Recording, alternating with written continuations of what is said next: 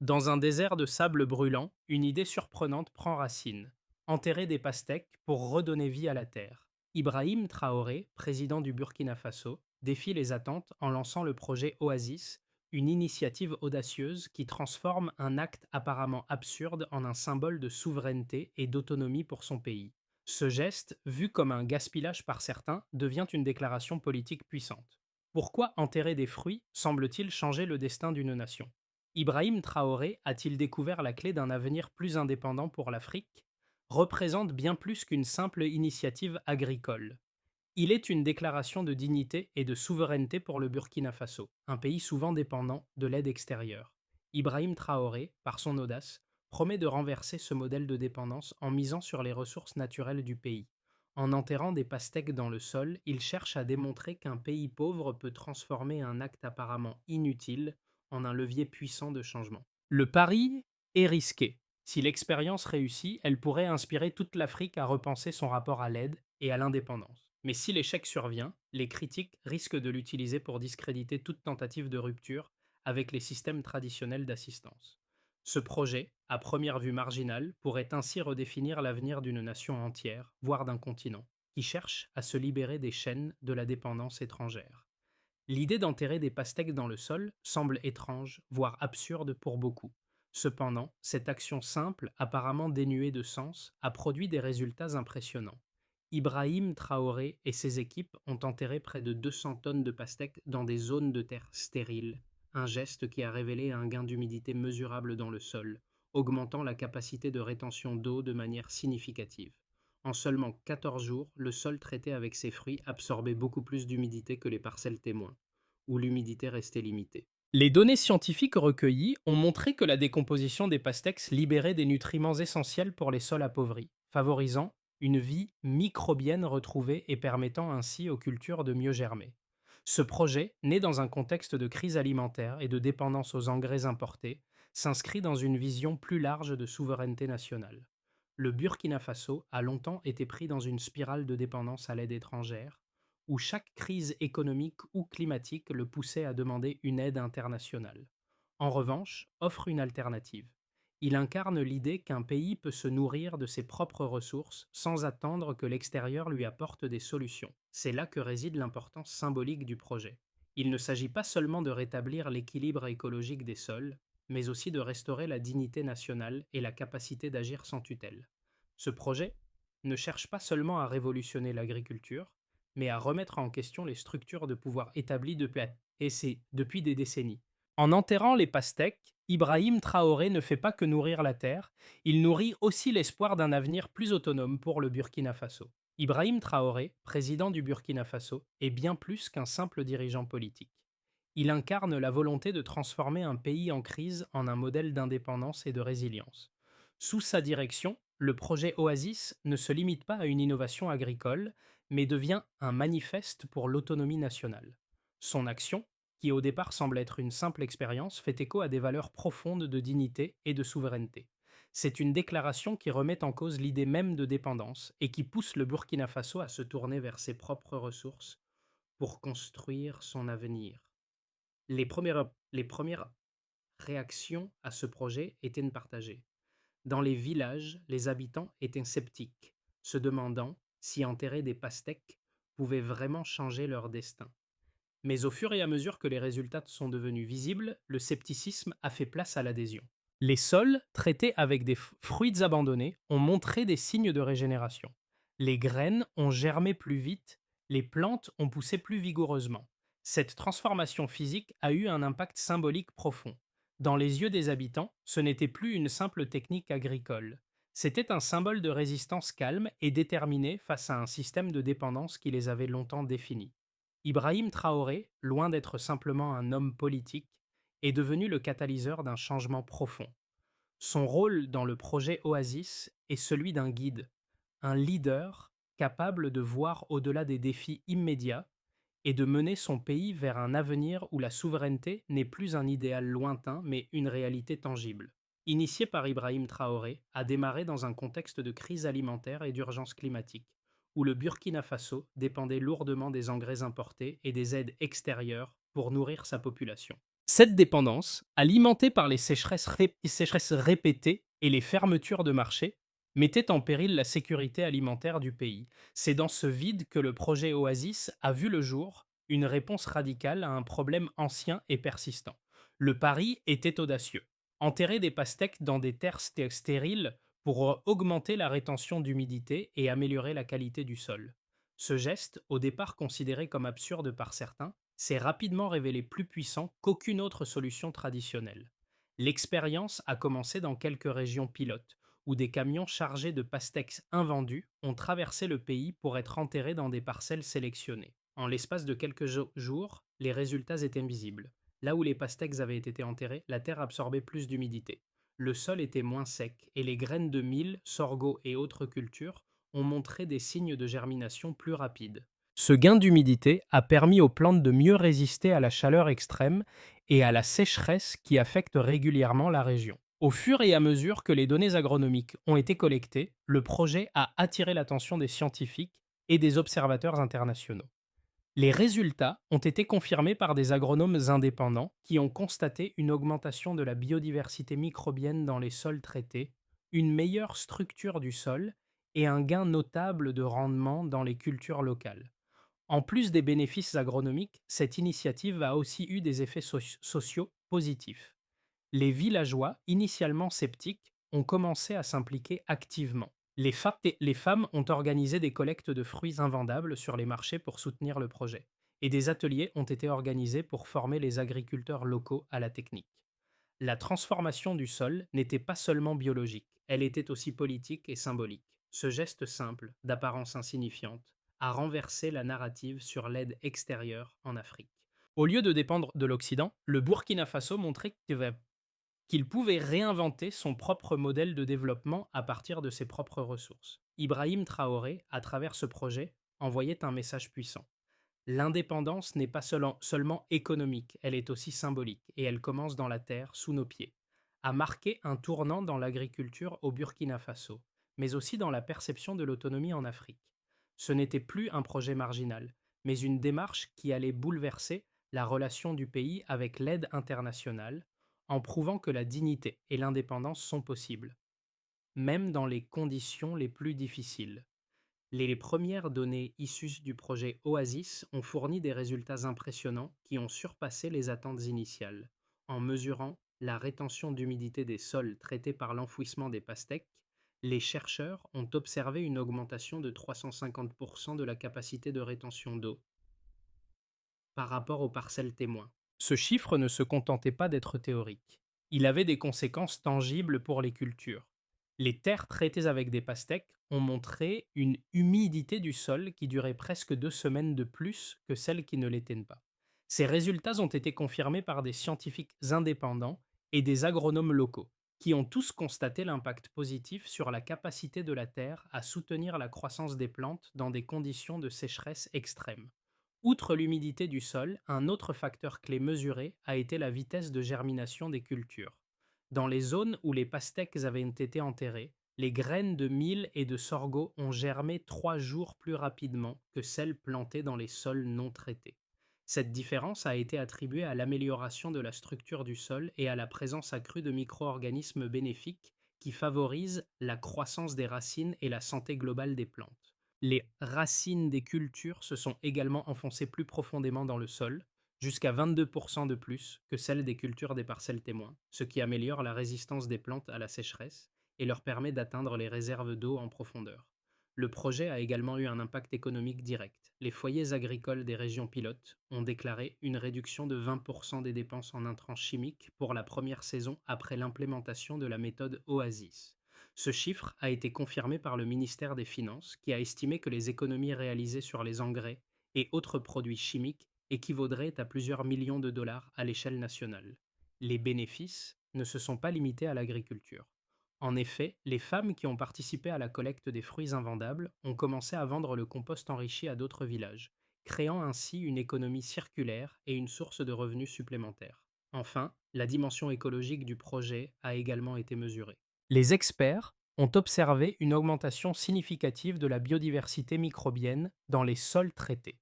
Cette amélioration a contribué à la régénération des sols, créant un environnement plus propice à la croissance des plantes et au stockage du carbone.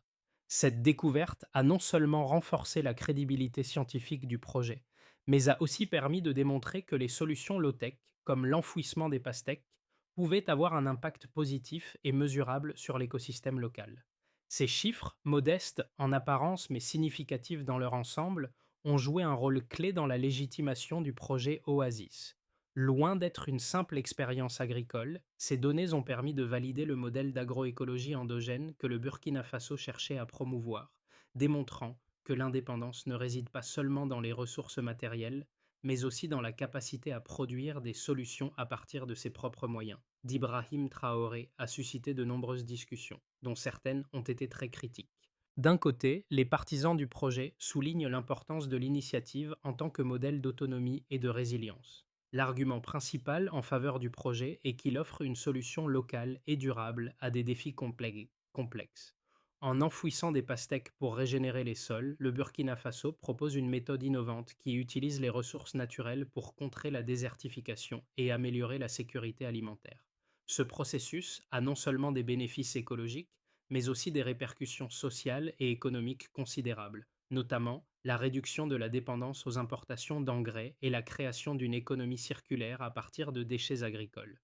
Ces résultats quantifiables, comme l'augmentation de la rétention d'humidité du sol et la réduction des coûts agricoles, renforcent l'argument selon lequel le pays peut se libérer des modèles traditionnels d'aide extérieure en misant sur ses propres ressources. Cependant, les critiques ne se sont pas fait attendre. Certains experts et analystes ont remis en question la viabilité à long terme de cette méthode, arguant que l'enfouissement des pastèques pourrait entraîner des risques sanitaires tels que la prolifération de moisissures ou d'insectes nuisibles. De plus, ils soulignent que cette approche pourrait ne pas être scalable à l'échelle nationale, surtout si les conditions climatiques changent ou si d'autres facteurs imprévus entrent en jeu. Les opposants soulignent également que, bien que les résultats initiaux soient prometteurs, il manque encore des études approfondies pour confirmer l'efficacité de cette méthode à long terme. Certains craignent également que le projet Oasis ne soit qu'un phénomène médiatique qui ne puisse pas soutenir une croissance durable si les infrastructures nécessaires à sa réplication ne sont pas mises en place. Pourtant, ces critiques ne réussissent pas à entacher complètement l'impact du projet. En effet, les données disponibles et les premiers résultats du terrain montrent que, même face à ces défis, le projet Oasis offre une alternative crédible aux solutions traditionnelles d'agriculture intensive et d'aide extérieure. Plus que cela, il incarne une nouvelle forme de souveraineté pour le Burkina Faso, où la dignité et l'indépendance sont redéfinies non pas par des aides externes, mais par des gestes simples mais puissants de réappropriation de la terre. L'idée d'enterrer des pastèques pour nourrir la terre a surpris beaucoup de gens, mais elle a donné naissance à une révolution silencieuse. Ce n'était pas simplement une question de terre ou d'agriculture, mais de souveraineté. A non seulement redéfini les méthodes agricoles, mais il a aussi mis en lumière l'énorme potentiel de l'autonomie pour le Burkina Faso.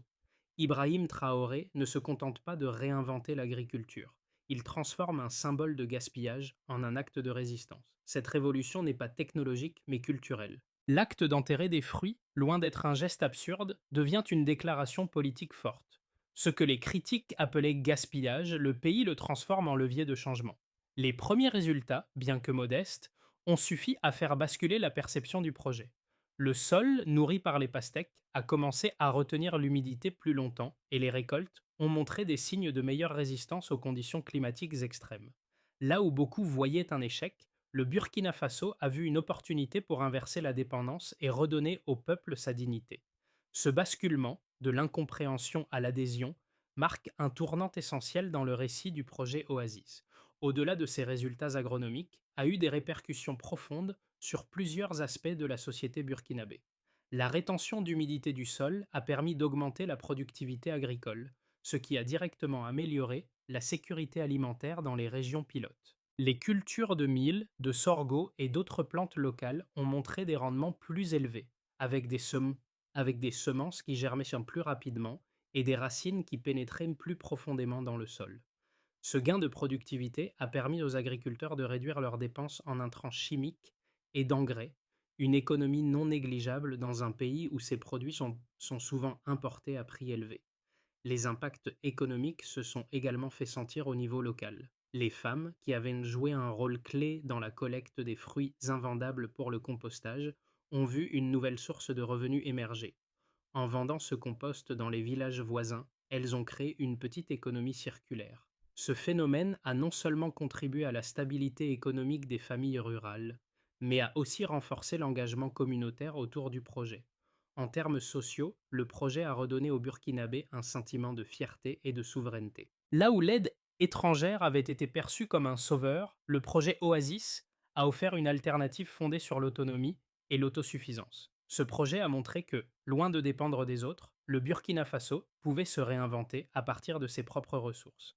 En ce sens, il a redéfini le concept de souveraineté, non seulement sur le plan politique, mais aussi sur le plan économique et social. Cependant, les impacts ne se limitent pas à l'agriculture et à l'économie. Ce projet a également provoqué un changement de mentalité profonde. Les Burkinabés, d'abord sceptiques, ont commencé à voir la Terre différemment. Plutôt que de considérer leur environnement comme un terrain de conquête ou de soumission à l'aide extérieure, ils ont appris à le considérer comme un partenaire dans leur quête de dignité et d'indépendance. Ce changement de perception, bien que subtil, a des implications durables pour l'avenir du pays. N'a pas seulement touché l'agriculture, mais il a aussi laissé une empreinte durable dans les esprits et les cœurs des Burkinabés. C'est un modèle d'autonomie qui pourrait bien se propager à travers l'Afrique, car il montre que même dans des conditions difficiles, un pays peut se nourrir de ses propres ressources et définir son avenir selon ses propres termes. Le futur du projet Oasis se déclinera en trois scénarios distincts, chacun reposant sur des variables internes et externes qui façonneront son développement au cours des 6 à 12 prochains mois. Le scénario de base envisage une poursuite modérée de l'expansion du projet. Les résultats initiaux seront confirmés dans de nouvelles zones, avec l'extension des tests et la multiplication des parcelles traitées. Dans ce scénario, le projet Oasis deviendrait progressivement une pratique agricole établie dans certaines régions rurales, bien que son adoption reste limitée dans d'autres. Les bénéfices, bien que clairs, ne seraient pas encore généralisés à l'ensemble du pays. Le Burkina Faso commencerait à consolider sa position en tant que leader régional dans l'agroécologie, mais les défis logistiques et financiers ralentiraient une adoption à grande échelle. Dans ce cadre, le projet servirait de modèle, mais son influence internationale serait encore en développement, notamment dans les discussions autour de la souveraineté alimentaire.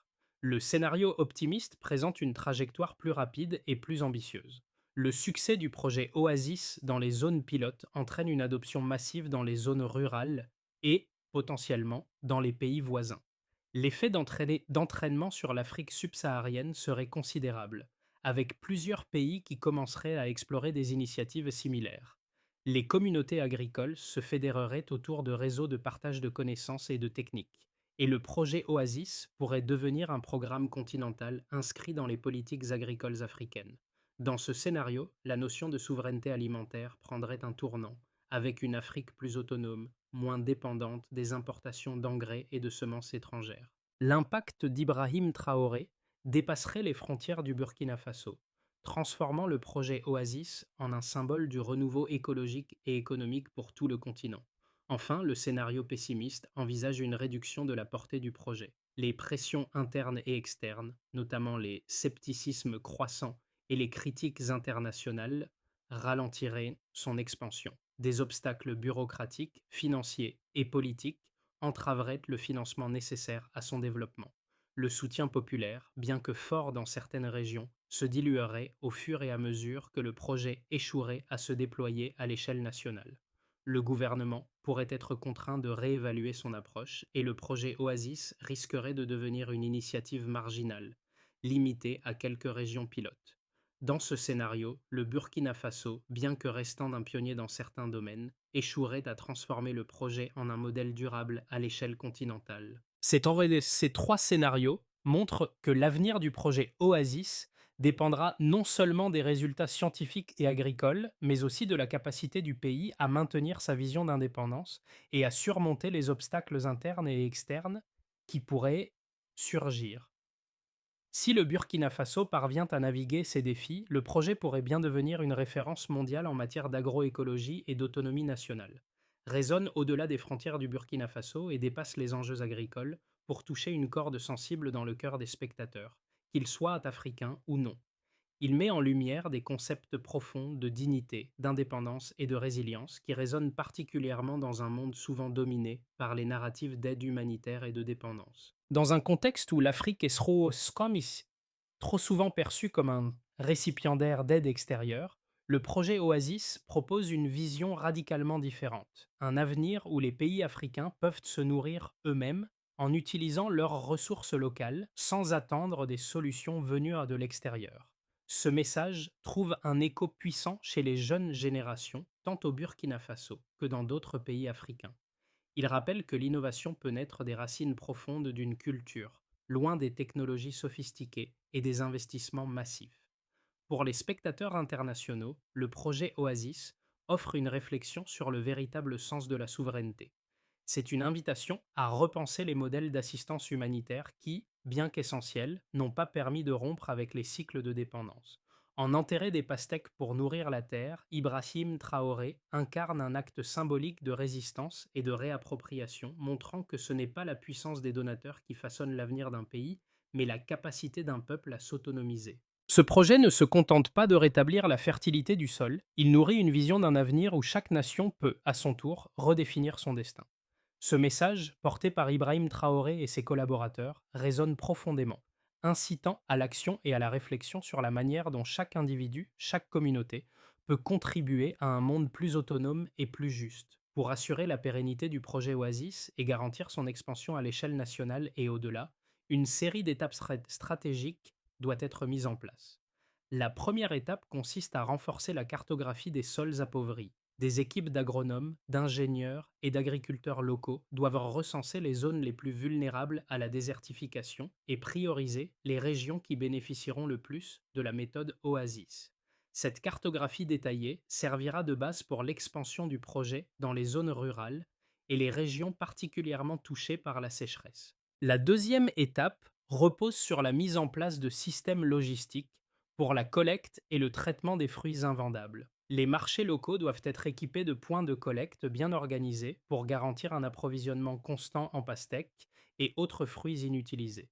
Cela permettrait non seulement de nourrir les sols, mais aussi de créer un circuit économique circulaire où les déchets agricoles sont transformés en ressources utiles. Troisièmement, il est essentiel de développer des programmes de formation et de sensibilisation. Les agriculteurs et les communautés rurales doivent être formés aux techniques d'enfouissement et à la gestion des sols régénérés. Des ateliers pratiques et des sessions de formation permettront de diffuser cette méthode dans toute la région. Cette phase de sensibilisation renforcera l'adhésion au projet et maximisera son impact.